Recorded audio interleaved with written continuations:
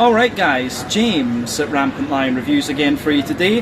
For this one, we are going to do another out and about video for you. So once again, I'm in Central in Hong Kong, and we're going to have a look at this place behind me. So this is Yardley's Taproom in the centre of the city. We have of course already visited the beer shack on Llama Island, which is where this brewery originates, but I thought it'd be nice to come and have a look at something a little bit more kind of modern from them, if you like. So yeah, quite a contrast between the two different places, I have to say. But we'll do as we always do, we'll go in, we'll have a walk around, we'll try some of the beers, and in this video you are going to get two very interesting guests, both of them legends of the Hong Kong craft beer scene. So this is going to be a nice video. Catch you guys in just a second, let's get started. Alright guys, so yeah, you can see this is the outside of the bar here, but what you'll find with Hong Kong is that the central part is very hilly, so you can see we are pretty much on a hill here. You can see the nice big tower up here. I'm not sure exactly what building that is, but yeah, I had to navigate myself through the maze of what is central to get here. But there you can see Yardley's Cafe, Bistro and Bar. But you come in, you can see they've got the opening hours on the side, and they have got this little bit down here that you can sit in and have a couple of beers outside and smoke and things. But yeah, when you come in, you've got a lovely, very modern bar here, which is great. So yeah, lots of different stuff here. They've got coffee and tea menu. You can see up here some of the Yardley Brothers t-shirts. They've also got their own hoodie as well, which is very, very nice. But yeah, we have two legends of the Hong Kong beer scene over here. We've got Mr. Luigi Corraduzza, who goes by the name Luigi Drinks on Beerstagram, yeah, for a reason. And we've also got Luke Yardley, who is one of the two brothers that started this brewery. So both of these guys are going to join us for some tastings a little bit later on. But yeah, you can see we have a really nice little bar here. This is very, very cool. So yeah, Luigi, we are going to try the fuzz box, I think, now. Yeah. Yep. So yeah, guys, we'll see how this video goes together, but you will see a review of the fuzz box with myself and Luigi, and we'll probably do one with the three of us with Luke a little bit later on. But definitely very cool to have you on the channel, Luigi, and also to have a look as well. So yeah, guys, enjoy this one. Like I said, some cool guests in this video. Alright guys, well, time for our first tasting then here at Yardley Brothers Taproom in Central in Hong Kong. So the first beer we're going to have a look at is one that really caught my eye when we were over at the beer shack on Llama Island. But when I was over there, I wanted to do the more old school beers. When we come to their newer bar, we do their newer beers. Makes sense. So yeah, the one that we're going to have a look at for the first beer is the New Zealand Viking 2. So this one is like, it comes in at 5%, it's a Quake IPA, and it's the second version of this beer that they've done, and it's done with Nectaron hops, which come from New Zealand. So yeah, for me, Nectaron was always a very kind of orangey, oily hop, but I was talking to Luke, who will join us in a video a little bit later on, and it's more of a, he was saying that it gives him more of a grapefruit, but this is what I always say, beer is relative, people perceive things differently. But yeah, anyway, you can see that this beer has poured a lovely, very bright yellow sort of mango juice colour, not too much in the way of visible carbonation, one or two big bubbles sticking toward the side of the glass there, a few little ones just going up toward the surface there. When this beer poured though, it had about a half finger of a frothy, I would have said perfect white head, but you can see the haze on this one is very, very nice. So remember, the colour of your beer depends on 1, the type of malts that you use. This goes a long way to determining your EBC rating. 2, length of your wort boil is also going to play a role, because the longer you boil the wort, the more the sugars caramelise, and thus you get a darker colour of beer. But any barrel aging you do or any adjuncts you put in will affect the colour of the beer as well. But yeah, when it comes to IPAs, you don't often have to care about those latter two variables that I mentioned. When it comes to this sort of beer as well, the level of haze in them, it really depends on oak content, wheat content, and to a degree what yeast you're using as well. But in terms of what you would expect from a kind of hazy modern IPA, this one is pretty much right on the button, to be honest with you. Nothing else we need to say about the appearance. Let's have a wee look at the aroma and see what this beer has in store for us. Oh yeah, that's very, very nice.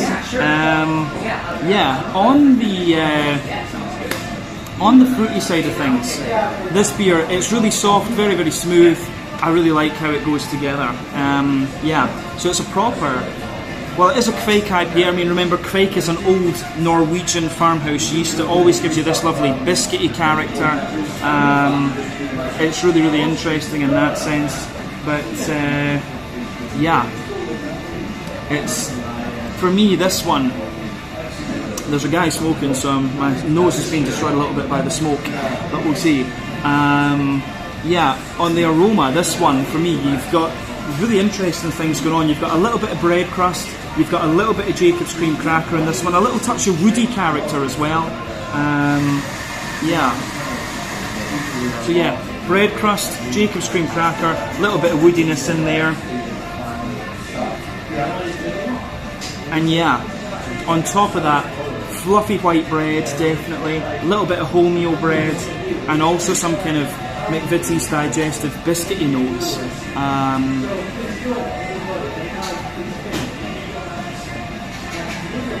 Yeah, the way that goes together, I think, is really nice. The malty character in this one is exactly what you'd expect. It is like a very much like a kind of farmhouse IPA, to be honest with you. So yeah, the way it goes together, I think, is very, very nice. Yeah. I really can't. The malty yeasty side of this beer is great. I get more and more bread and wood and stuff like that out of this beer the further into it that I go. So yeah, lovely stuff, I have to say. So a big thumbs up to Yardley for the kind of yeasty malty character that this beer has. On the hoppy side of things, for me, this beer is quite the green component of this one. It's got a little touch of earthiness, but not too much. A wee bit of herbal character, but it's also got a good little bit of floral aromaticity to it as well. So nice kind of bright floral note, but quite a wet, grassy character. That usually indicates late addition hopping and dry hopping rather than early addition hopping. You get more dankness and bitterness out of the beer if it was like that. And on the fruity side of things, for me, good little bit of grapefruit. Nice juicy sort of mango-y and apricot-y notes, but I get a lot of orange out of this one, like quite a big oily juicy orange. Yeah, aroma wise, very, very nice smelling beer. I'm just very, very curious to see what this one is going to have in store for us, so let's take a look at this and see what it's all about. So yeah, this one is the, if I remember the name correctly, the New Zealand Viking number 2. A 5% Kveik IPA with nectar on hops from Yardley Brothers here in Hong Kong. Let's get stuck in. Slàinte, skål, cheers.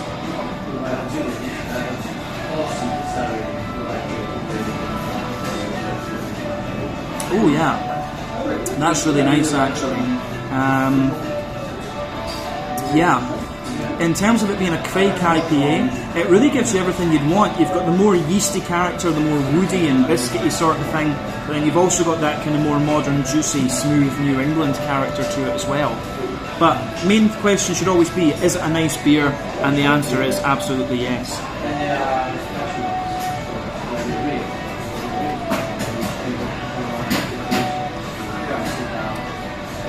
Yeah, I do like this. This is very easy to drink, a nice introduction to Yardley Taproom here in Central. So yeah, let's try and break this beer down and describe it a wee bit more in depth. So, middle of your palate then, backbone of the beer, lovely fresh white bready bread crust. On top of that you have a little layer of kind of Jacob's cream cracker. Toward the front of that kind of middle third of your palate, you get a little touch of woodiness in there. Then you get that fluffy white bready character coming out of the beer. So yeah, a lot of that going on in this one, which I think is very, very nice. But on top of the fluffy white bread, there are a few. There maybe is, maybe you've got the bread crust, the cracker, potentially a little bit of wholemeal brown bread, the fluffier white bread. Then you start to get a little touch of sweetness out of this one. There's maybe a little touch of spiciness in there as well. So yeah, a little bit of in the middle of your palate, there's a very slight Werther's Original butter candy, butterscotchy sort of thing. Then a wee bit of McVitie's digestive biscuit as well, which I think is great. So yeah, the way this beer goes together in that sense is really, really nice. yeah, but as you would expect from a Quake IPA, it leans more toward that yeasty, smooth side of things. So yeah.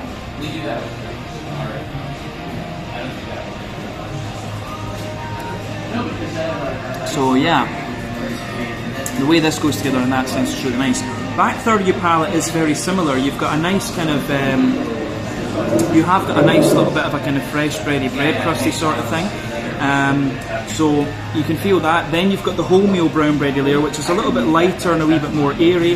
Then you've got the fluffy white bready character, which is great. And then above that you get the more kind of woody, yeasty kind of thing coming out of the beer, which I really quite like. Yeah, so you can feel the back layer of the beer is a little bit taller, then as you come further forward it just condenses down and squashes together that little bit more. So on the hoppy side of things, back corners of the palate there's a little bit of earthiness there. As you move further forward it's a little touch herbal, then as you reach the front corners of the palate it's a little bit more floral and aromatic. Round the front curve of the tongue, a wee bit lighter and more grassy, but yeah, the green component really is kind of reflective of a more kind of, it's reflective of a little bit more of a kind of late and dry hopping type beer, this one, rather than early edition hopping. So yeah, the green component is really nice, quite bright as I would say, rather than being deep and dank as you get from early edition hopping. Front third of your palate then, to round off the flavour. So the base of that front third of your palate, there's a little bit of a kind of brown bready bread crust in there, white bread, and then you get that nice juicy fruity character. So let's look at that.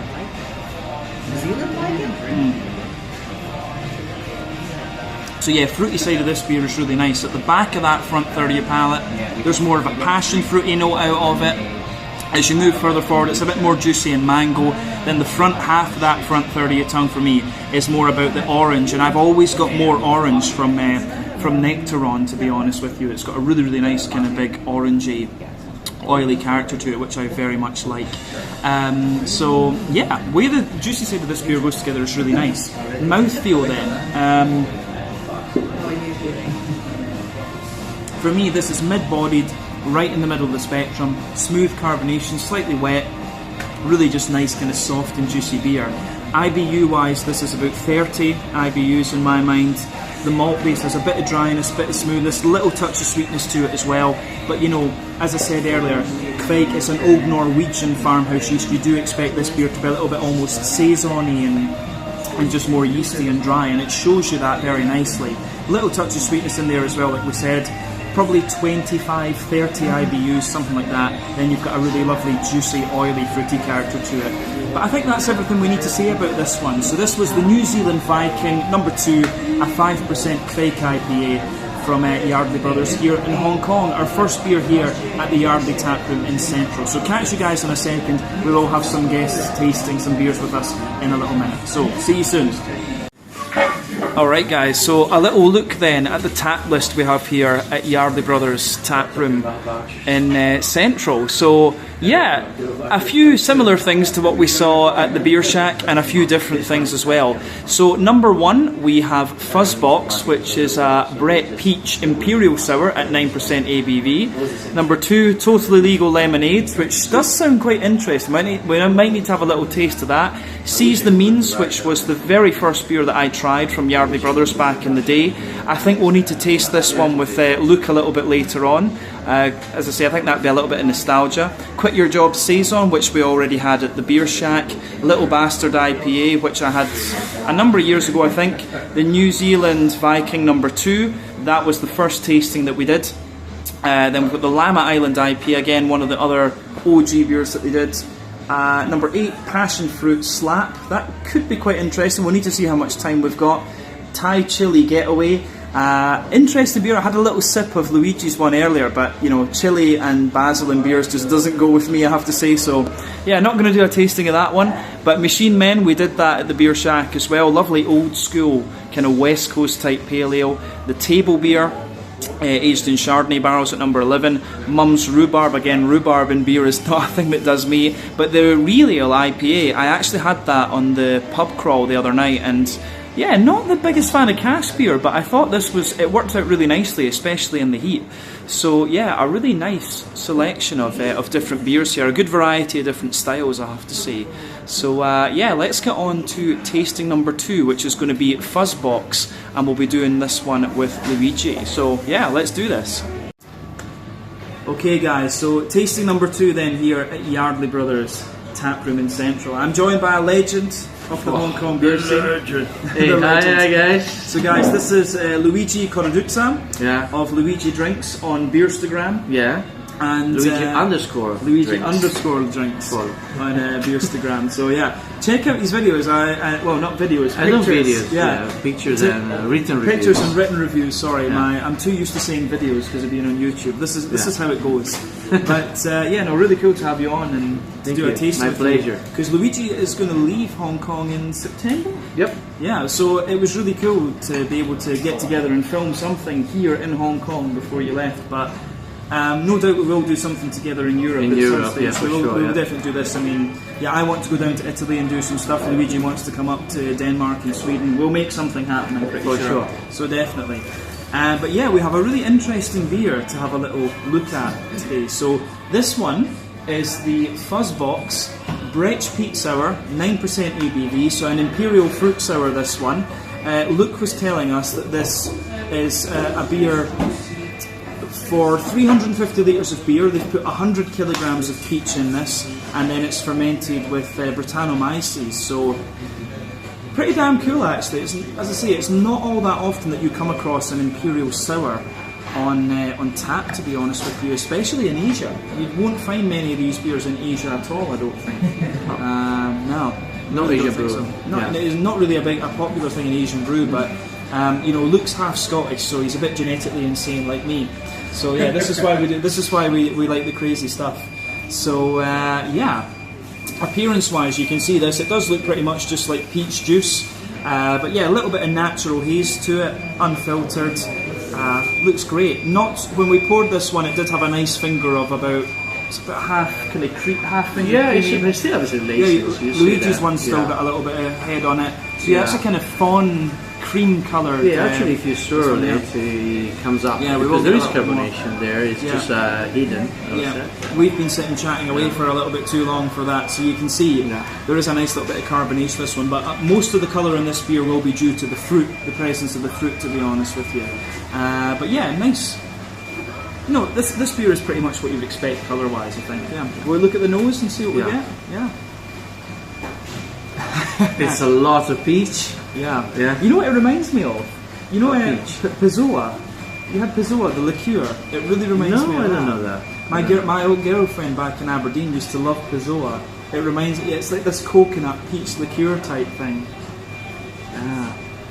It smells lovely, but as I say, very, very sweet beer. The backbone for me, it's got a little bit of woodiness to it. It's almost a little bit coconutty as well. Lots of big kind of fruity, juicy, peachy character. Definitely a bit of breadiness as well, though. Like fluffy, little funk behind the peach. Yeah, like fluffy white bread, little bit of bread crust. Definite bit of woodiness, coconut in there as well. Yeah. Not much in the way of hoppy character with this one. I mean, when it comes to old school sour beers like this, either you don't use hops at all or you use old hops so that it doesn't take over the sourness of the beer. It depends on the brewer. So Luke, did you use hops in this one? No hops in this beer. No hops in this beer. Alright, there we go. So yeah, for me there's always a bit of a placebo effect with these, though. I still get a bit of grassiness out of this. I have to say that. There is still a little bit of a kind of wet, grassy character to this one. But yeah, otherwise it's very smooth. Like, I don't know why it is, like with smoothie sours and things like this with no hops, I always still get a bit of floral or grassy note. Yeah, I don't know. And then yeast esters. Yeah, potentially. Yeah. There's a lot of peach. Really. Yeah, lots and lots. Feels like the slashing a proper, fresh, juicy peach. Yeah, it's the aroma. The aroma of this is beautiful. It's really like the cure, like just the real peach, really. Exactly. If I'm blindfolded and just smell this peach, fresh one. Yeah, no, it's really interesting. Yeah, I mean, you've got a few other things. There's like a little bit of, you get a little bit of papaya, a little bit of other thing going on in there. But it's a beautiful smelling beer. This, I have to say, it really is very, Pizzoa, like I have to say. So yeah, my first taste of this one. You've been cheers. Sorry, it's good. Can't wait. Yeah, let's do the flavour of this one then. This is nice.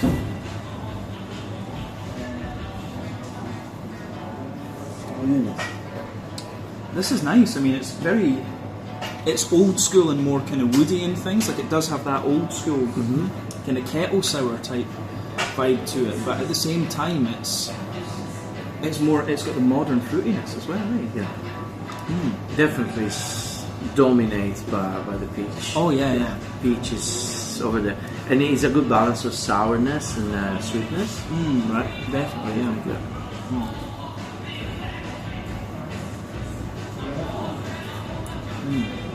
And it's not too sweet, which I hate in beer when they are actually too sweet. I tell you something as well, for 9% this is dangerously drinkable. Exactly, I forgot it was 9%, wow. Yeah, you would never, if you tasted this blind, you would never ever guess this was 9%. You'd probably think this, it has got a bit of, it has got a bit of booziness to it in a sense. You'd probably think it was about 6, but 9% never. You would never think that. True, I agree. 5-6% ABV. Yeah, but as I always said, for me, sour beers quite often are very straight shooting, but if they're done well, they're very nice. I mean, smoothie sours are always like that, and this beer in some ways it strikes me as something that is really straight shooting, but it's nicely done. So it just you enjoy it. Yeah, and that's absolutely. the thing. Yeah. It reminded me of something that my mother used to make. It was basically put white wine in peaches and sugar, but this one doesn't have the sugar of that. But it reminds me a little bit bring back to a long time ago. I'm trying to remember what that South American liquor is. It Pisco? The Peruvians drink it. It's kind of like Pisco, that. Pisco, yeah. It kind of reminds me of that, to be honest. It got the tartness of the Pisco, the kind of lemony thing in the upper of the palate. Yeah, like I say, it really reminds me of like Pizzoa and things. But yeah, it has. I mean, for me, in the middle of the palate, you do get a little bit of bread crust, white bread, bit of cracker, bit of woodiness. You've got all of this there. I get a wee bit of. There's a very slight like Werther's Original. There's in the middle of the palate, because it's 9%. You're always going to get this. Like you've got a little circle right in the middle of your palate, like Werther's Original butter candy. I don't know how good a reference for you that is as a Sardinian. Like a little tiny bit is butter candy sweetness in the middle of the palate. I don't know. That's fine. But for me, there's a little touch of that Werther's Original butter candy note in this one.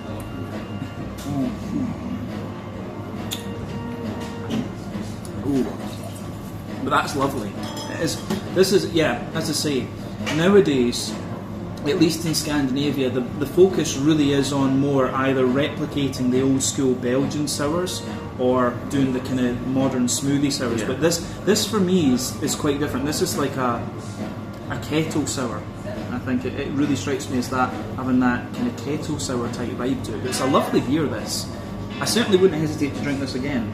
Yeah, but be careful because it's 9%. Yeah, this is one of the beers that will fuck your day in the best way. We can say that.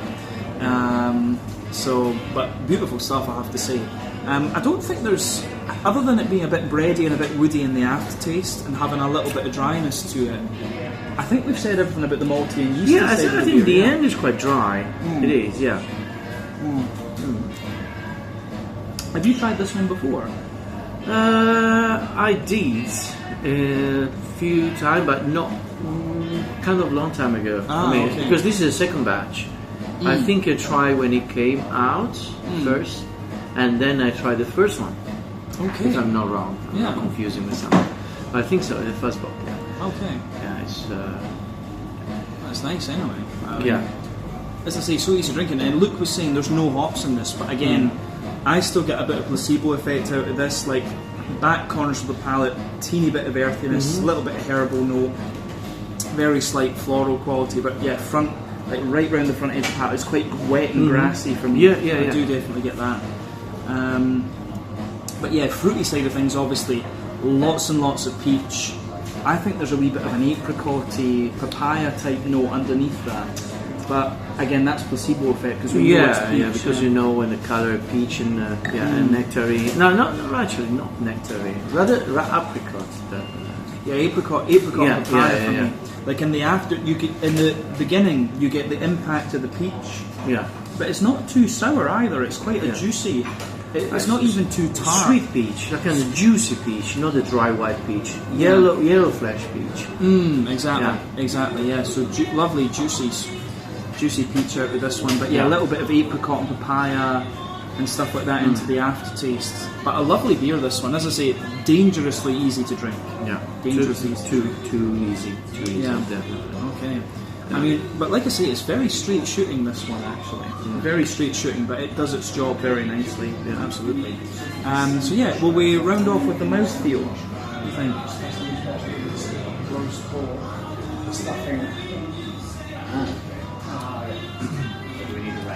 Medium 4. Carbonation is not very tingling, but it's there. Yeah. As you can see now, it seems gone, and this is actually what my palate says as well. Yeah. I mean, for me, this is a very wet and light beer. Like I say, for 9% ABV, you could demolish this beer. You could destroy this beer quite easily. It's quite easy to drink. Absolutely. There's no harsh, no much astringency. There is slightly a little bit of astringency in the end, but it's not very pronounced. So, it's lovely though. It really is very nice. I mean, for me, the malt base has a bit of dryness to it, a bit of smoothness, little slight touch of sweetness. IBU wise, technically I think it's 0 IBUs, but you're probably going to get like 5 or something, just very, very small amount. Fruity wise, like I say, it's more of a juicy sweetness you get out of this rather than being very sharp and tart. And lots of juicy peach, as Luigi was saying. So this was pretty awesome to try. I have to say, I think we made a good choice with this one. Yeah, actually, definitely it's a very successful beer. So it's good. It's very, very good stuff. People like it. Yeah, definitely. I mean, but I think is that everything we need to say about this one? Hello. Yeah, we can also do a skål. Yeah, we can do a skål and a salute. Salute. How do you say it in Sardinian? Salute. Salute. Okay, there we go. But yeah, definitely, as I say, very cool to have Luigi on the channel, a legend of the Hong Kong beer scene. We're going to do a tasting with 3 of us for the next one, but we'll probably do a few Q&As with Luigi to a little bit about the Hong Kong beer scene. That'd be quite cool. Yeah, cool. Let's do that. So we'll stop this part. See you in a second. Salute. Cheers. Alright guys, so yeah, they have a very nice selection of bottles that you can get here. So one thing you will notice with the Yardley brothers is that the artwork is very impressive. But yeah, the first beer we have here is Bugs 3. So this one is a grape moused beer. And on the side it tells you this one has been aged in Gamay Noir French wine barrels. So 7% ABV, limited edition thing. Very cool, and you've got a little. Is this a locust or a cricket? More like a cricket. More like a cricket, a Hong Kong cricket, a red cricket, So you've got 2 table beers here as well, which are a set. This one is 3%. So this is the original one, but then here you've got a barrel-aged version. This was Chardonnay barrels? Chardonnay barrels for 22 months. Chardonnay barrels for 22 months, 5% ABV. So both of these be quite interesting, but then you've got some of the more OG beers over here. The Hong Kong Bastard Imperial IPA, then the Llama Island. Machine Men Pale Ale is one of the more OG ones as well. Mum's Rhubarb Crumble Pastry Sour. That is a little bit newer. The Little Bastard IPA, Passion Fruit Slap, Seize the Means. This was the very first beer that I tried from Yardley Brothers, if memory serves me correctly, back when they had the kind of black paint coating on the bottles. So quite a long time ago. Quit Your Job Saison, the Thai Chili Getaway. Then they've got this one as well here, You Must, Seno Beer, 6% ABV. So yeah, a really interesting little selection of stuff here, and these prices incidentally are in dollars. So remember, 10 Hong Kong dollars is about £1 sterling, maybe about €1.10, $1.20 American, and about what would that be? 11 Swedish kroner for those of you watching from back in Sweden. But yeah, very nice little bottle selection here, I have to say that. Alright guys, so since it's quite a special occasion to have Luigi on the channel, I thought we would do a little meet the blogger type thing. Alright, yeah, sounds good. So Luigi, as we say, runs the Beerstagram we call it that? Beerstagram? Why not? Yeah, why not? So Luigi runs the Beerstagram account, Luigi_Drinks. Yeah. As I say, you'll find the link in the description below. Go and check him out. But yeah, I think it was Facebook I kind of met you through. I met you through the HK Craft Beer Weeks. Yeah, because actually I started writing beer reviews back in 2015, and I just posting in my own Facebook page, and then I start sharing into other groups. Like, for example, the Hong Kong beer enthusiasts or something like that. Yeah, I forget. Beer gigs. HK, Yeah, and then where I met Jim. Yeah, because I did a little before I came to Hong Kong in 2019. I was already a member of one of the Japanese groups. I thought, oh, why not? Is there a Hong Kong one? And there was. So yeah, I think you and I kind of discovered each other through. Yeah. We had chats sometimes. Yeah, no. So it's just quite interesting how it went together, to be honest. Yeah. So let's go back to it then, because you're obviously from Sardinia. Yep. Which belongs to Italy, Sardinia. Yeah, it's like me. It's call things with their names. Yeah, it's the Scottish thing as well. You know, there's a bit of nationalism there, which is it's a good thing. Sometimes. Sometimes, yeah. So yeah, no. What can you think? What was your first encounter with craft beer in Hong Kong? Or? Well, no, actually, since I can drink, since I was 18, I've been passionate into beer, and I actually started something I never stopped, but we try different beers.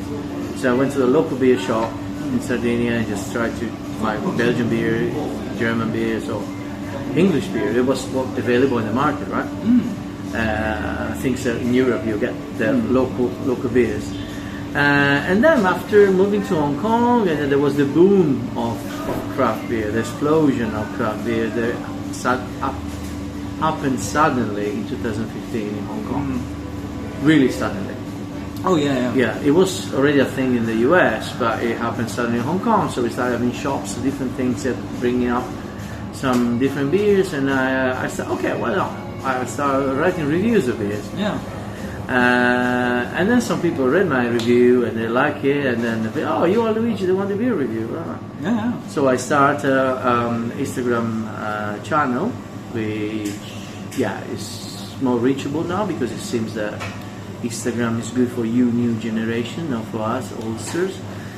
Yeah, but it works, so it's good. Yeah. So I never stop because I enjoy it, actually. I enjoy beer. I enjoy sitting, me and the beer, and think about the beer. I never review beer when I'm in restaurants or bars because I get distracted. But when I go home, I get my beer, think, talk to the beer, feel each other. Yeah, because you just taste stuff with your wife as well, don't you? Yeah, no, she loves beer. Yeah. And she's learning a lot about beer. So that's the same with me. My girlfriend was really into Japanese sake, and I kind of got her into beer. She got me into sake. It's just kind of how it goes. Because this is the funny thing. If you actually watch Luigi's feed, for me at least, watching from Scandinavia, all of a sudden you'll see Elm 11, you'll see Nerd Brewing. I'm like, how the fuck do you get this in Hong Kong? Like, you've got a very impressive network of people that help. Yeah, no, actually, it's because in Hong Kong there are no regulation for importing and selling beer. Of course, anywhere in the world you can contact a brewery and get a private pack. But in Hong Kong, there is no requirement if somebody wants to import and sell beer. So there are a lot of small distributors that basically get deals from brewery and bring the beer to Hong Kong. One shot, maybe one pallet with beers. Yeah. So this is why we got Nerd Brewing, and we got, of course, Omnipolo is the famous one. It's more regularly. But there are a lot of Swedish stuff around. I've seen you review a lot of like Gamma, Dry and Bitter, the Danish stuff. Well, I do buy something from kiosk Copenhagen though. Yeah. I do, but there are some stuff in Hong Kong. Gamma used to be brought to Hong Kong before, and Gamma is from Copenhagen, from Denmark. Amager is regular in Hong Kong, for example. Amar was one of the first Danish. I have to say properly, Amar, because of the Danish. They drop all the consonants. I know. This is why. When I do Duolingo Danish, I cannot do the speaking exercise because it doesn't get my pronunciation. So Luigi is actually very good when it comes to understanding languages, but it's the common thing, you know. Your understanding is a lot better than your speaking. Exactly. So so but Danish is I can understand Danes to listen to them, and but I can't, you know. I speak. It's not too far from Swedish. But you have to really listen closely to Danish. The Norwegians, it's no problem, but Danish is difficult. Yeah, if you read it, I guess you can understand everything. But if you have to pronounce it, Danish is a lot of guttural sounds. Oh yeah. So I guess another interesting question for you then. Since you've been here since the birth of the Hong Kong beer scene, what are your favourite breweries in Hong Kong and favourite beers, if you can go that far? All right, I would say that.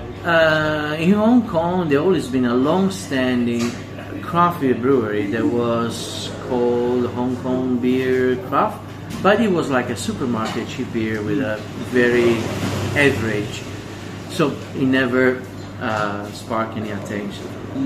Then they start up the big brother of Hong Kong beers. I would say it's Yam Master. Yam Master was the big brother. And after Yam Master, start a lot of other breweries coming up, like Carbon. No, Carbon is quite recent. Yardley, it was a home brew. Yeah.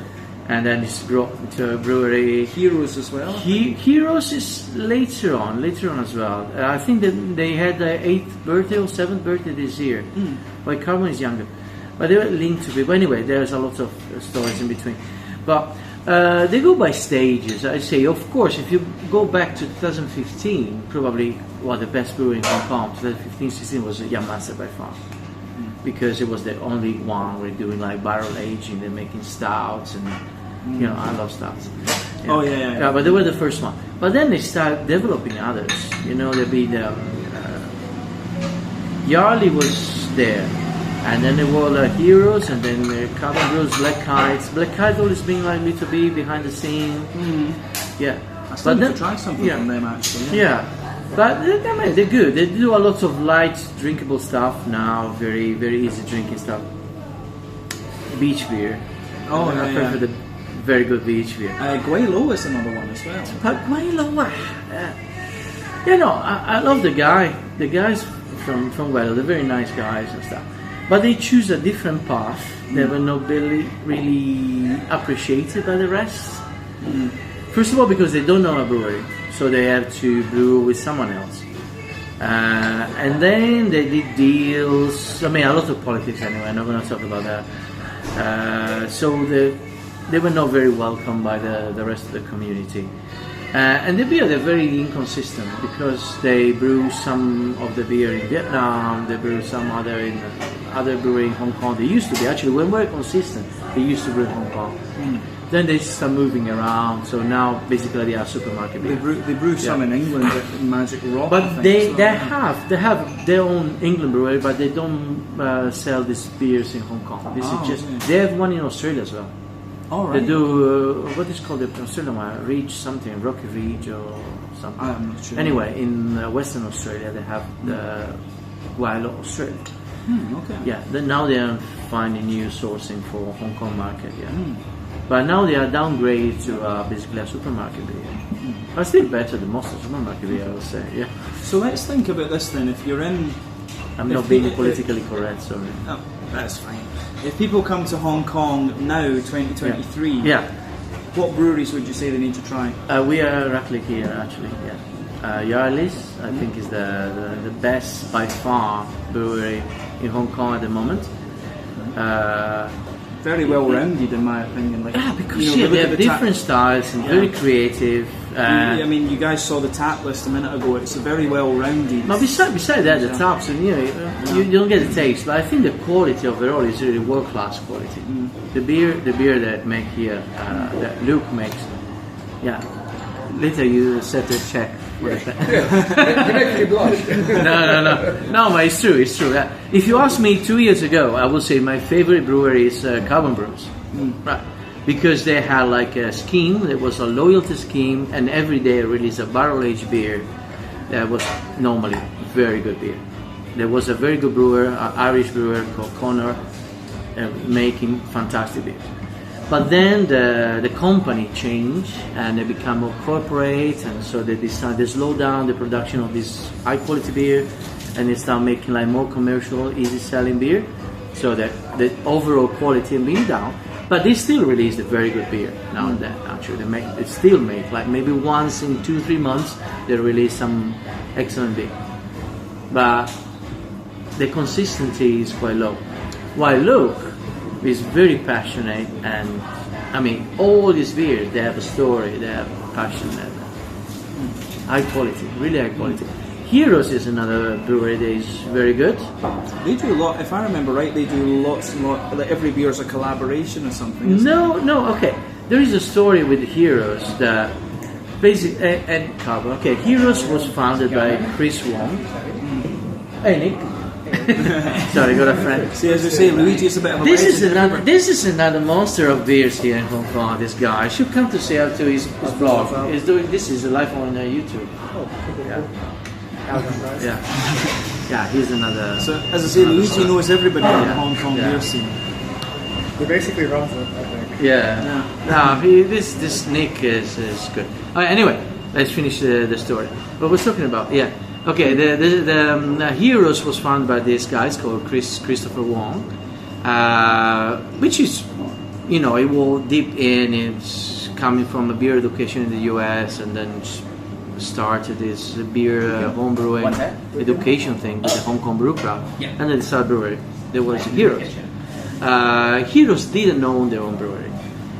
At the same time, Chris was lucky because Hitachino, which is a Japanese brewery, offered him to lead their brewery in Hong Kong. And he said, you can do whatever you want with this brewery. So they built a facility for him.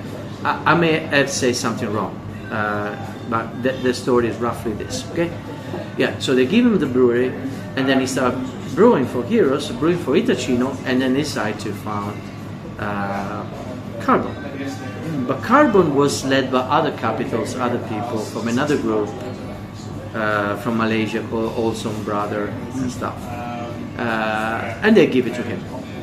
So he was actually lucky to be the right person at the right moment. Exactly. So he got the brewery, he got the funding for Carbon Brew, and his own brewery was Heroes. And then this, basically Heroes brewing the same brewery, it was Carbon, a lot of stories. So the quality of both brewery, because basically they have the same amount of manpower, they were actually very high. Then the company changed and things have changed, and then it's just how it goes sometimes. Anyway, but they're still top quality. But I would say now they're the best Yardley for sure. Master keep consistency. It's good. Yeah, solid stuff. Yeah, solid. Yeah, and the other one, I think they are a little bit behind. I would say the best, like Yardley, Carbon, Heroes, Master, and then the other one a little bit behind. But a lot of improvement from Hong Kong beer. They changed brewer. The brewer was Munzen, was one of the historical brewery, and then basically changed. Munzen is also kind of a lot of changes in Munzen. Yeah. Okay. Yeah. So if we round off then, if let's say people have to try a couple of beers from Hong Kong. Yeah. Your favourite ever beers you've had that are Hong Kong brewed. Maybe you can tell us 5 or just... It's a bit hard because it all goes by style. For example, I say Yardley is my favorite brewery, but my favorite beer style is Imperial Stout, and they don't brew any Imperial Stout. So it's actually it's a so Young Master's probably the shout in I would say I love the Imperial Stout by Carbon and the anniversary beer from Heroes, for example. The Imperial Stout, they're very good. I really love them. Young Master Imperial Stout are also very good. But same, they had some change in the brewers, and so the recipe had changed. But I honestly cannot recommend beer, because beer all comes with personal taste. This is a good point. Beer is always relative. It's relative. I would say, for example, what is the best IPA you recommend? I would say, for example, hazy IPA. I would go for Carbon Brew Crazy Rich Lupulin, which is a double imperial hazy IPA. It's very solid. I tried the new release that was like 2 days ago or 3 days ago. It was very nice. They use every release of different hops. I tried that Carbon Brew today. I had it yesterday, and it was fantastic.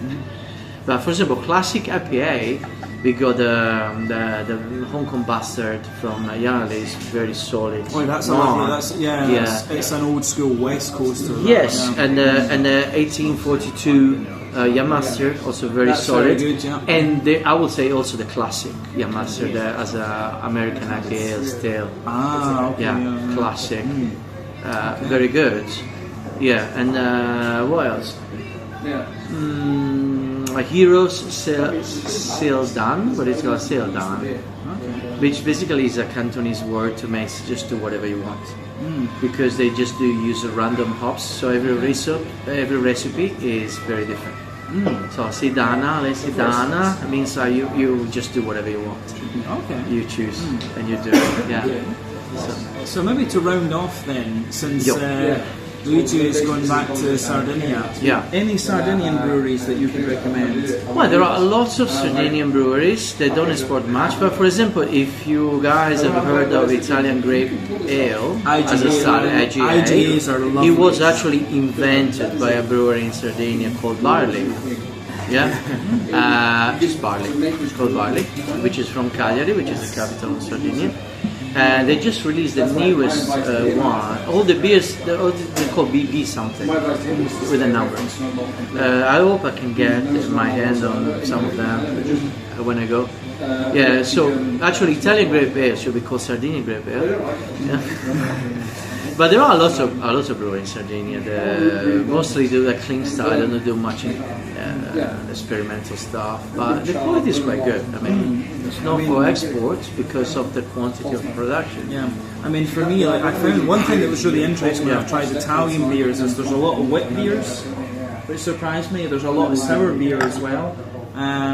But yeah, like generally, I mean, I can't really speak for Sardinia, but Italy generally, there's some really good Italian stuff out there. Yeah, but it depends what you get, because you got the bigger brewery that makes more, international type of brewing, and the small one that's more traditional, a lot of Belgian stuff, and this one is Quit Your Job. Quit Your Job saison. We've been kind of sipping on this as we did this. Yes, because this is what I'm doing. I'm quitting my job. We were going to talk about the beer, but we got lost in the conversation. Yeah, it's always quite nice. But this is more interesting, right? Yeah, we don't need to follow a script. So Quit Your Job because, yes, I'm going back to Sardinia and I'm going to join beer. Yeah, you're going to quit your job and enjoy Italian beer instead, Sardinian beer. And exactly, and try to work with it. So, exactly.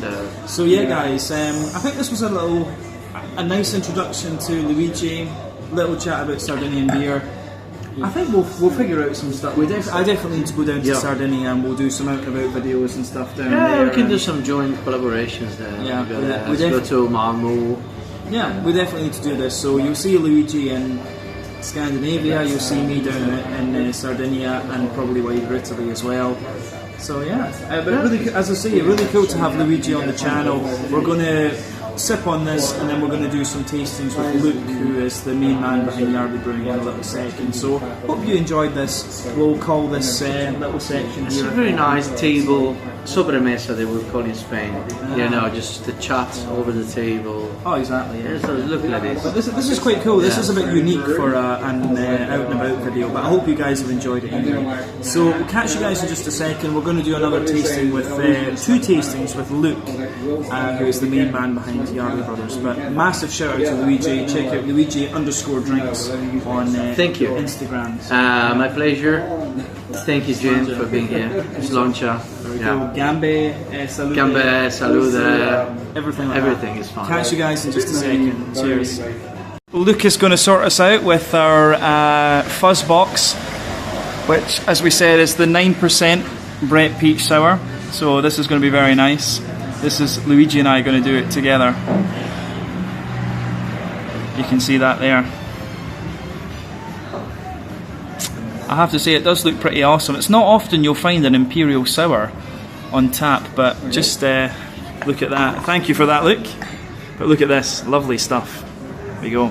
So yeah, you'll see Luigi and I tasting this beer in just a second. Okay, so Luigi has started a recording with his magic watch that he has down here. So yeah, this is quite an interesting thing. So we have Luke, one of the two Yardley brothers. So maybe to start off with, we can say to Luke, we can ask Luke, can you tell us a little bit about, well, firstly, what got you into craft beer? I guess is a good place. Yeah, sure. So basically, I just really enjoy playing being creative and playing with tastes. I was looking for a creative outlet in my life.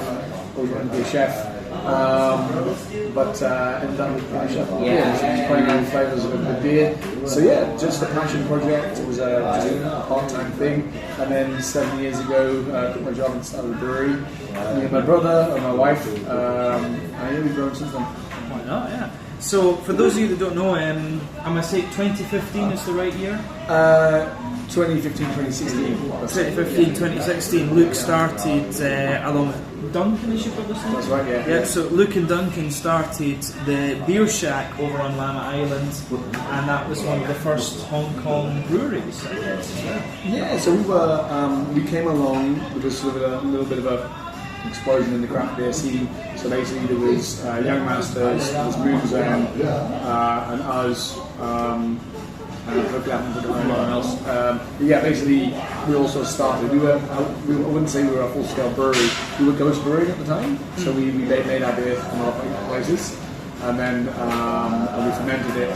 So I made the wort, and then I fermented the wort myself, and then sold the beer. But then we built our brewery and everything went from there. Alright, yeah. Well, we've got one beer to try, so this is quite an interesting one, so we'll let Luke introduce this. This is a beer that you said we really should try. Yeah, so, cheers guys. This is a table beer, but it's called Two's Company. Here's the bottle for it. Two's Company barrel aged table beer. So this one it'll be aged for 23 months in a French oak Chardonnay barrel. So it's a mixed ferment, blended with Brett, and a French beer yeast strain.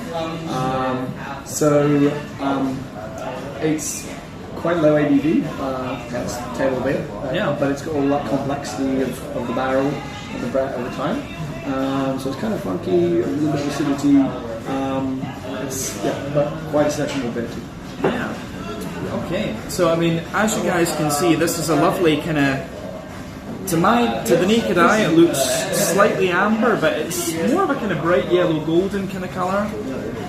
A little bit of a kind of more creamy coloured head, fading away to a thin foamy there.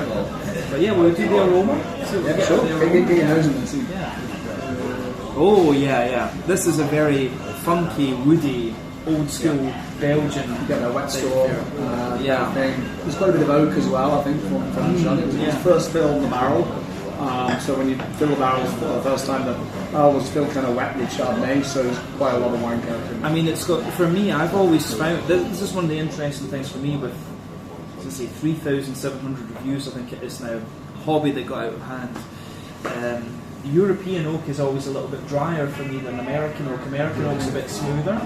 Yeah. And you can really get a bit of the dryness of the oak in this beer, I think. Yeah, American oak's quite punchy. So this one, it reminds me of the French Chardonnay. It's one of my favourite type of barrels, actually. It's lovely though. I mean, you certainly get a little bit of the kind of white, the wine, the sort of white wine Guinness character out of this one too. Wet wood. Yeah, exactly. A lot of what we like to do in our brewery is kind of blur the lines between beer and other things. So beer and wine. I'm going to be releasing a new cognac barrel-aged barley wine, which, if you close your eyes and smell it and drink it, it smells much more like a spirit than it does a beer.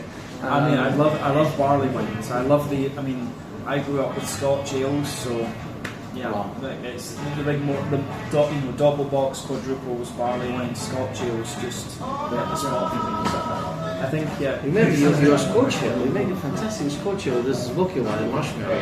Oh yes, we did a smoked marshmallow, rye whiskey barrel aged smoked marshmallow maple syrup Scotch ale.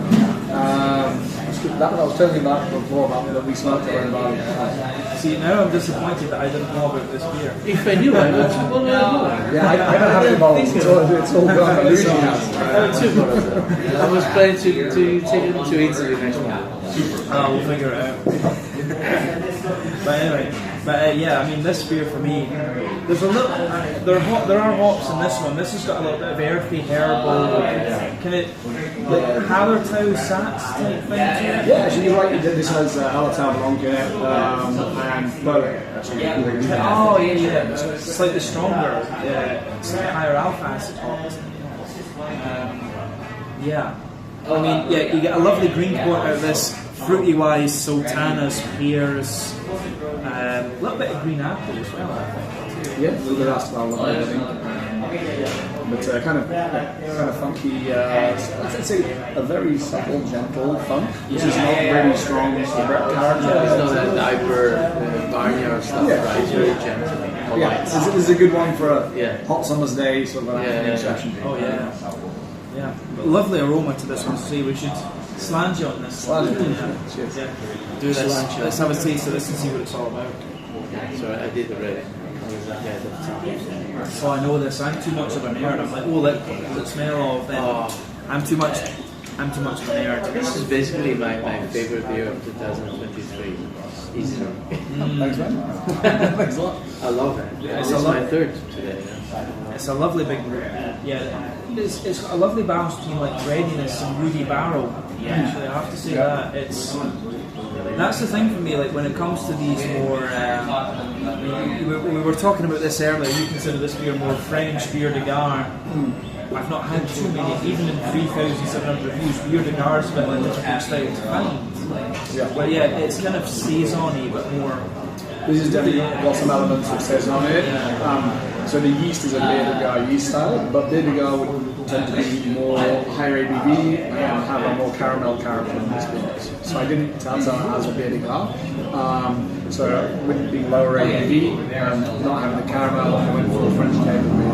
That's a very nice describe it. And it's part of a set with a non-barrel aged version as well. So you can try the non-barrel aged and compare the difference to showcase like what a barrel does.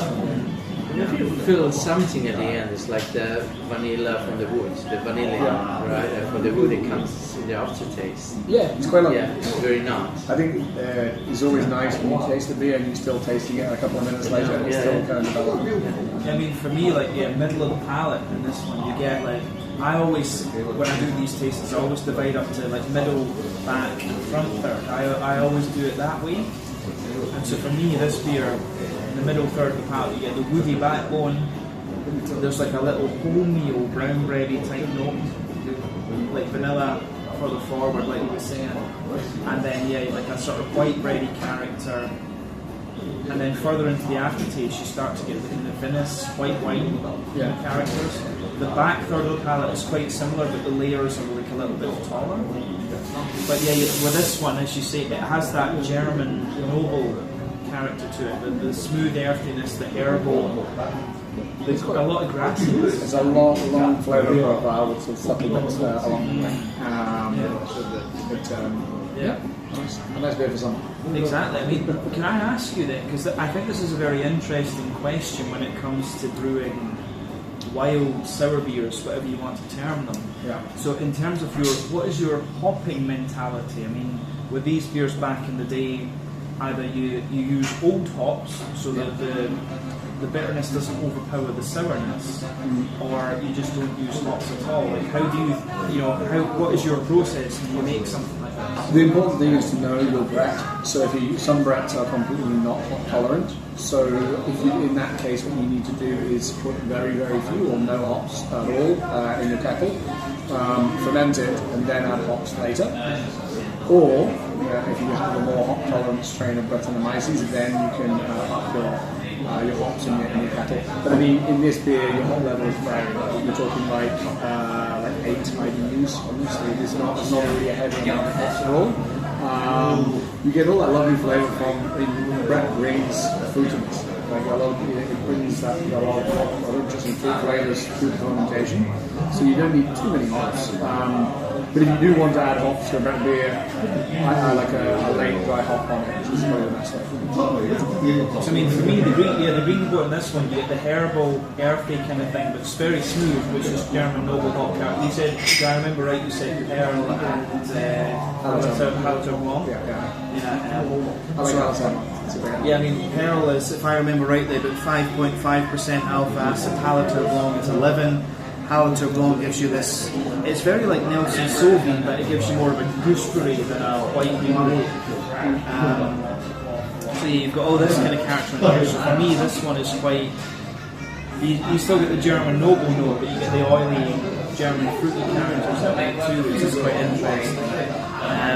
For me, fruity side of this beer on the front tip of the palate, it's like a bit of oily pear, a bit of sultana, but then quite heavy gooseberry, white grape. Yeah, there's got a lot of that, but I think that's all flavours are a combination of what's going on in the background. So it's your hop is also the Brett and the type of lactobacillus that we use as well. All working together to bring that kind of gooseberry. It's really nice to see this is. Like you say, we're going to actually try. We have the second beer that we're going to try in a minute here. This is the very first thing I tried from Yardley Brothers back in 2019, I want to say. So we'll try this in a second. It's quite an interesting progression because obviously this beer is a little bit more. Am I right to say this beer is a little bit more raw than this is? This is a bit more. This is a bit easier to brew than that is. It's younger. This one was 23 months in the barrel. This one is not barrel aged. So it's a very different beer. Yeah, I mean, what we're aiming to do with this is different. Yeah, no, exactly. I mean, this is when you're a bit. This is the kind of thing you do when you're a bit more experienced as a brewer, as opposed to this one, which is a bit more like, this is a bit of a. How do I word this? Like, it's a bit more of a younger beer than that is. If that in some ways, yeah. Basically, this one's a non-barrel aged, so it's a chocolate fudge stout. And my goal with this was to make something that wasn't the usual stout, that had too much sort of strong coffee bitterness or too much harshness. So what I did was we came up with the idea of what happens if Karl Marx was an Oompa Loompa. That was where we started. And this is Karl Marx. It's an Oompa Loompa right here. Yeah, that's it. So this artwork. I work with some amazing artists who do great artwork, and so yeah, basically the target was to make a milk chocolate fudge stout, not a dark chocolate or coffee inspired stout. So we used basically some barley that we dehusked, because that basically reduced the harshness of the barley. And then I worked with a local chocolate factory, and they give us freshly roasted cacao. And then I use a higher amount of less nib and more skin. And that gives you a milk chocolate character. Okay. And it's aged on Madagascar milk. Oh, that's interesting. So guys, just for a bit of context here, the main reason that we chose this beer for a kind of last tasting, I should say, this was the very first beer that I tried from Yardley Brothers back in 2019. And back in the day, these beer bottles, they had this sort of matte black coating. Maybe you can explain that a little bit. Yeah, so that was just kind of a decision we made when we first started our brewery, and they looked cool and everything. However, there was a practicality of let's say the quality of the paint, so we decided to scrap that. So if you had one of those bottles, it means you tried one of our first ever bottles that we produced. Okay, yeah. So I mean, this was because I remember getting this bottle and thinking, like, I have never, since this point in 2019, I think I was on review 2000 or something. We'll look this up after the video, but yeah, I remember finding this bottle. I was like, I've never seen a bottle that is like matte black like this. It was a really, to be honest, it was a real novelty when I found this. But yeah, we thought it looked cool, but decided to focus more on the artwork for the labels. Oh yeah, it didn't work. Yeah, I mean but this for me, this is a really kind of cool full circle thing to come back to Hong Kong in 2023 and taste what I believe, if I have not messed this up, which is quite possible, I will say that, to try the very first beer tried from a brewery with the brewer is quite cool. So yeah. So this is seasonings. Seasonings. What's the percentage? So this one's 6%. 6%, so for chocolate fudge stuff. Yeah. So yeah, lovely dark ebony rosewood colour. Slight kind of fawn head to it. Looks very nice. Will we do aroma first? Yeah. Oh yeah. Premium chocolate. Yeah. I mean, I get to see, the thing is, I get a lot of like dry bread, chocolate brownie. Milk chocolate. Yeah, it's yeah, really no, milk absolutely. chocolate. That's the whole idea, point of this right? beer is to highlight the milk chocolate. Yeah, 30%, 40% cocoa. Yeah. Type chocolate for me. Yeah. But I definitely get that rye bread kind of sponge chocolate cakey type thing. Yeah. Yeah. True, yeah, it was a cake. Yeah. But it has this. Definitely has this kind of light toasty brown sugar to it. That's so basically instead of using a normal chocolate malt that a lot of stouts use, this doesn't have chocolate malt in it at all. So it's got basically a dehusked, heavily roasted malt, which adds more caramel sweet character, but without that kind of coffee, sort of more harshness that you get from stouts. I mean, for me, it's interesting. Are you using Australian malts in this, or? So this, no, it makes it all German. German malts? Yes, mainly Okay, German yeah. malts. So it's Wayman's and Destiny. Okay, yeah. That kind of makes sense. Now you say that, it makes sense, to be honest. So I mean, that's why I get the kind of. I've always found German malts are very bready. Yeah, because for me, this is like a very chocolate sponge cake, toasty brown sugar. Yeah. Yeah. But hoppy side of things, yeah, you still get, there's a good bit of floral note, a bit of grassy character. Yeah. It's a lovely beer, this. As I say, this is the thing I found when I had a little taste of this at the beer shack, it wasn't recorded. It's a lot more refined line. When I first tried it, it was really oily and quite raw. Now it just feels a lot more. There was no chocolate from it's different chocolate, right? Oh, when you first started, yeah. So that was. yeah. I was lucky enough to make friends with a guy who runs a local chocolate factory. So he runs Conspiracy Chocolate. So a couple of years back we met, and then he's as passionate about chocolate and cacao as I am about beer. So he went to offer about all these different ideas of how to properly eucalyptus cacao. So yeah, I started using his cacao beans in my beer, and pretty happy with the results. So Oh yeah. we try to work with source local fruits or get good quality ingredients locally while we can. So yeah, it was just nice to work with those guys. Yeah, because I mean, the thing is, when I think about what my perception of this beer would have been back in the day and what it is now, back in the day it was very like an attempt to omnicoil, you know, the really oily, big, sweet things. Yeah. But now it has it's got a little bit of a cask stout vibe to it, and it just feels a lot more refined. I mean, you're just slowly refining your craft over time, I guess. Yeah. But that was what you were I saying. think is you now change the only recipe. Paulo should copy Luke, not the other way around. Yeah. I mean, yeah, this is lovely stuff. Everyone else is digging in, I'm going to dig in as well, why not? Cheers. I mean, this is keg, isn't it? Or it's not cap. Yeah, it's keg. It's not keg, cask. yeah. This is, I mean, if you did this as a cask beer, I'm not a huge fan of cask ales, to be quite honest with you. I think it works better with porters and stouts. This could be lovely as a cask beer as well. So we have done some stouts before, but I haven't done seasoned means on cask. I think on nitro too, right? On nitro, yeah. Nitro, So, they're very yeah, nice. well, I'm kind of spending a lot of time on nitro. I've just done a nitro mocha beer, and then we're just about to release a new nitro white stout. So it's marshmallow and vanilla nitro white stout. Oh, okay. That's So yeah, I might be doing some nitro. I'll get a bit of nitro into seasonings. Chili. I want the chili version of this. Yeah, chili. Please do it for me before I leave. Just do the chili version of this. I will buy 100 bottles and take that. A couple of chili and bottles of Luigi loves his spicy. Yeah, my chili head. Yeah, you can see that. There's the chili. But I have to say, it's a lot more. To me, this stout, you get a little bit of a roasty rye bread crust, a bit of rye bread, but then you get the sweet kind of chocolatey, sponge cakey type to this one. Yeah. But the milk chocolate, The thing is the curd. Most of beer with chocolate, they have dark chocolate, bitter chocolate. But this is actually the milk chocolate. That's all about using the skins. So Yeah, it's the cacao skin versus basically the skin of the cacao instead of the nib. And that gives you, you make cacao tea where you just get the skin of cacao and you put hot water on it. It smells like milk chocolate. It's the peanutty flavor that the skin that make that beer. No, it's a lot. I mean, for me, this is like it gives you enough sweetness, but it's quite. It has a little bit of Irish dry style quality to it, and then it's got the sweetness in the back end. Yeah, well, I mean, yes. I mean, this has like a relatively.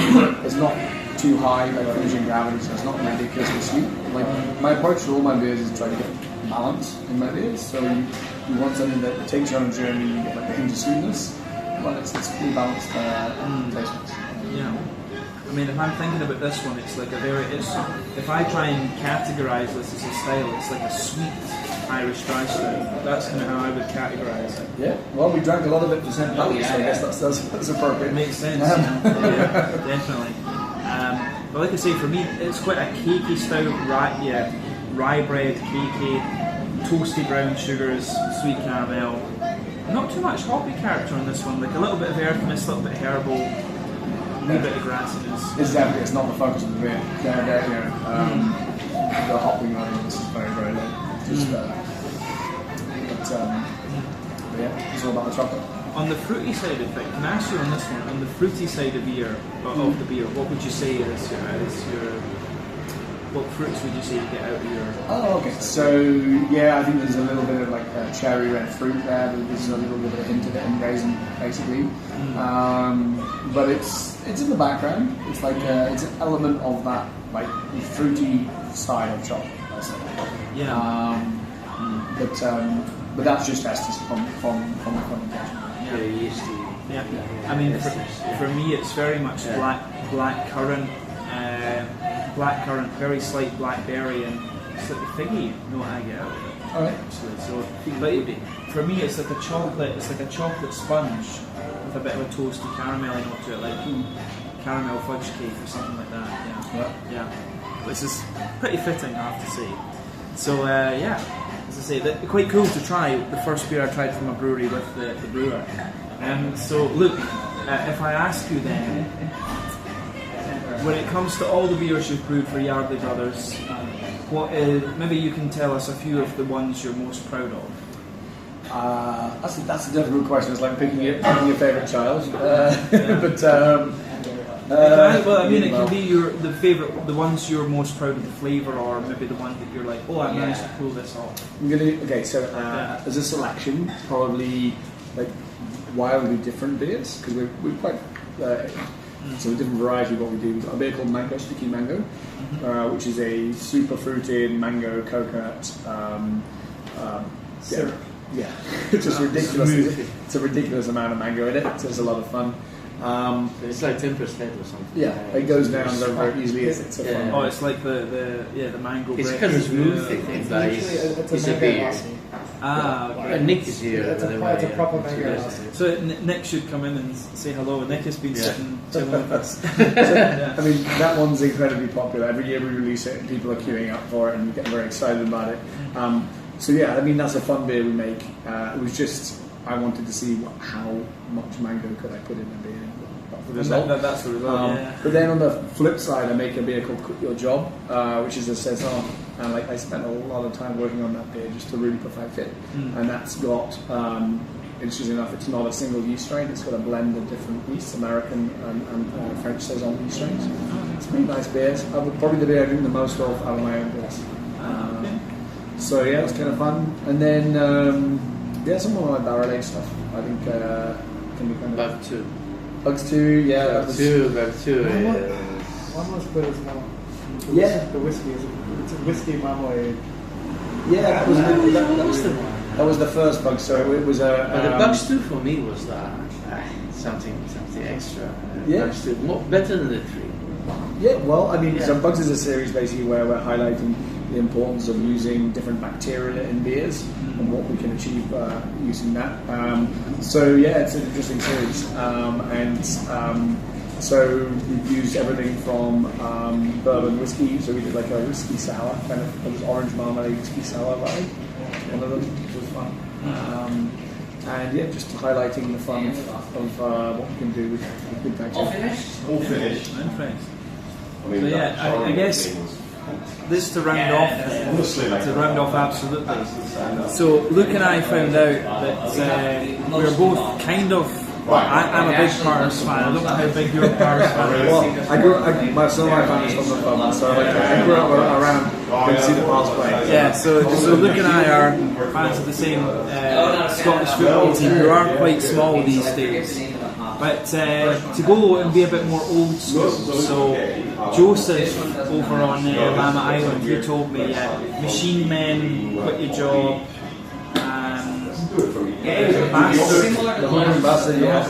beers. If you have to pick one of the more old school beers, if someone wants to introduce themselves to Yardley Brothers, out of the more old school Yardley stuff, what should people try first? Well, it's still going to be Quit Your Job, because Quit Your Job. So basically, I made Llama IPA. It was the first beer we made. Then I quit your job when I quit my job and started the brewery. And then it was Machine Man. Then it was Hong Kong Bastard, and then it was Machine Man. Basically, 2 out of the 3 of those are IPAs. Those 3 are sort of IPA / pale ales. The Quit Your Job is much more representative of what we do now, as far as being a more sort of yeast and bacteria focused brewery. I love working with interesting strains of yeast and making sour beers, barrel aged stuff, fruit and sours, and having a bit of fun. Also, I love saison, so Quit Your Job fits in. So we say Quit Your Job. Quit Your Job. Quit Your Job. So guys, if you come across the Yardley Brothers beers, Quit Your Job saison. How many percent is that? It's a 5%. 5%. This is what you should try first. Tell your boss to fuck off. Yeah, exactly. So I think that's a nice way to round off this little bit. Then tell you can hear the audio because they're quite noisy in the background. But tell your boss to fuck off. Eventually you put subtitles. Yeah, exactly. We'll see. But definitely cool to be joined by Luke of the Yardley Brothers. We've got Luigi Drinks. These guys, Luigi of Luigi Drinks. I don't even know how to pronounce my surname now. Is that because of the beer? No, because I haven't used it for 20 years. But we've got Luigi of Luigi Drinks, a legend of the craft of the Hong Kong craft beer scene. Luke Yardley, one of the first craft brewers here. I think this is a pretty cool out and about video we've got. We have Nico, our silent guest here, which is a beer enthusiast. So I think we can leave it at that for this one. So thank you to you guys for joining. I hope you guys watch it. As we always do with these videos, I'll go outside to give you my final thoughts. And we've got to review 2 really nice beers from Yardley Brothers. One of the more modern ones, one of the more old school ones. So I'll catch you guys in a second. Cheers just now. Slange it. Alright guys, well that is the end of my time here at Yardley Brothers Brewing Company in Central in Hong Kong. So I had a really nice couple of hours trying beers with Luke Yardley of Yardley Brothers Brewing and also with Luigi Corduzza of Luigi Drinks. We tried 4 or 5 different kinds of beer, all really good quality.